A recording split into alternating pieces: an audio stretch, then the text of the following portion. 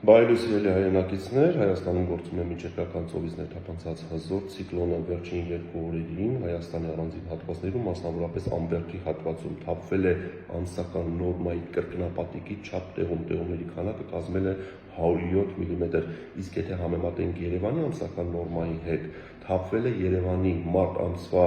ամսական նորմայի մոտ եռապատիկը, որը շատ մեծ քանակություն է։ Այսօր ողջ օրվա ընթացքում ժամանակ առ ժամանակ տեղումները շարունակվելու են։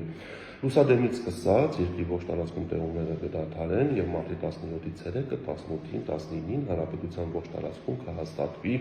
առանց տեղումների եղանակ, կլինեն հրաշալի գարնանային օրեր, օդի ջերմաստիճան այսօր ցերեկվանից սկսած աստիճանաբար կսկսի բարձրանալ եւ մարտի 16-ից 18 ընկած ժամանակահատվածում ցերեկային ժամերին Հայաստանի ողջ տարածքում օդի ջերմաստիճանը կբարձրանա 4-ից 6 աստիճանով եւ արդեն կարող ենք արձանագրել, որ հանրապետության օդային եւ նախալեռնային շրջաններում գարունը եկել է։